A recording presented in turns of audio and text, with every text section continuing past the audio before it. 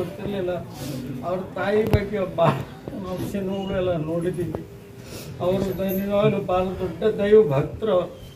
ಆ ಇದರಿಂದ ನಾವು ಹೇಳ್ತಿದ್ದೀವಿ, ನಮ್ಮ ಇದಕ್ಕೆ ಅವರು ನಮ್ಮ ನೋವಿಗೆ ಸ್ಪಂದಿಸಲಿಕ್ಕೆ ಅವ್ರಿಗೆ ಅತ್ಯಂತ ಧನ್ಯವಾದ ತಿಳಿಸ್ತೀನಿ.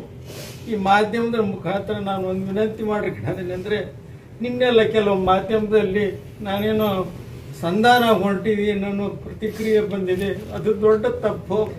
ನಾವು ಅದ್ರ ಹತ್ರ ಎಂತೂ ಯೋಚನೆ ಮಾಡಿಲ್ಲ. ಆದರೆ ನಾವು ಯಾರಿಗೂ ಕೆಟ್ಟದ್ದು ಬಯಸೋದಿಲ್ಲ, ಅಷ್ಟಂತ ನಿಜ.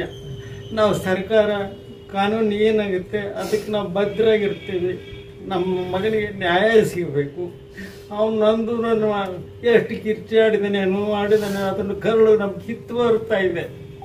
ಆ ಒಂದು ದೃಷ್ಟಿಯಲ್ಲಿ ನಾವು ಎಲ್ಲರಿಗೂ ನಿಮ್ಗೆಲ್ಲರಿಗೂ ಮನವಿ ಮಾಡ್ಕೊಳ್ಳೋದ್ರಿಂದ ಆ ರೀತಿ ಸುದ್ದಿಗಳನ್ನು ಹಬ್ಬಿಸ್ಬಿಡ್ರಿ. ನಾವು ನಿಜವಾಗ್ಲೂ ಭಾಳ ನೊಂದ್ಕೊಂಡಿದ್ವಿ. ನಮ್ಮ ಮನೆತನ ಕೊಲ್ಯಾಪ್ಸ್ ಆಗಿದೆ. ನನ್ನ ತಾಯಿಗೆ ನೋಡ್ರಿ 98 ವರ್ಷ, ಅವ್ರಿಗೆ ಬೆಡ್ ಸೋರ್ ಆಗಿದೆ. ದಿನ ನೋಡ್ಕೊಂತಿದ್ದ, ದಿನ ಆಂಟಿಬಯೋಟಿಕ್ಕು ಬ್ಯಾಂಡೇಜ್ ಎಲ್ಲ ಮಾಡಿಸ್ತಾ ಇದ್ದ. ಈಗ ಮಾಡ್ಕೊಳೋರು ಯಾರಿದ್ದಾರೆ? ನಮಗೆ ಯಾರಿಲ್ಲ. ಅಂಥ ಪರಿಸ್ಥಿತಿಯಲ್ಲಿದ್ದೀವಿ. ದಯಮಾಡಿ ಎಲ್ಲರೂ ನಮ್ಗೆ ಸಹಕಾರ ಕೊಡ್ರಿ. ಸರ್ಕಾರ ವಿನಂತಿ ಮಾಡ್ತೀನಿ, ನಮ್ಮ ಸೊಸೆಗೆ ಒಂದು ಖಾಯಂ ನೌಕರಿ ಕೊಡಲಿ. ತಪ್ಪಿತಸ್ಥರು ಯಾರಂತ ನಮಗೆ ಗೊತ್ತಿಲ್ಲ. ನಾವು ಯಾರ ಬಗ್ಗೆ ದೂಷಣೆ ಮಾಡಲ್ಲ. ಯಾರೇ ಇದ್ರೂ ಅವ್ರಿಗೆ ಶಿಕ್ಷೆ ಕೊಡ್ರಿ ಅಂತ ಅಷ್ಟೇ ನಾವು ಕೇಳ್ಕೊಳ್ಳೋದು. ನಮ್ಮ ಮಗನಿಗೆ ಶಾಂತಿ ಸಿಗಬೇಕಾದ್ರೆ, ಇವ್ರಿಗೆ ನ್ಯಾಯ ಸಿಗಬೇಕಂದ್ರೆ ಅವ್ರಿಗೆ ಶಿಕ್ಷೆ ಆಗ್ಬೇಕಂತ ನಂದು ಅಭಿಪ್ರಾಯ ಸರ್. ನಾನು ಇಷ್ಟು ಮಾತ್ರ ಹೇಳಬಲ್ಲೆ.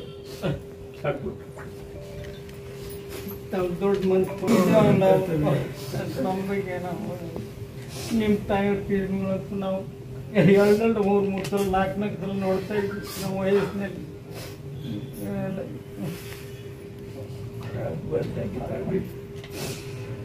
ದೊಡ್ಡ ಮನಸ್ಸು ಮಾಡಿ ದೊಡ್ಡ ಮನಸ್ಸು ಬಂದಿರಿ. ಎಲ್ಲ ಹೇಳಿ ಗೊತ್ತಿರೋ ವಿಚಾರ ಅನಿಸುತ್ತೆ.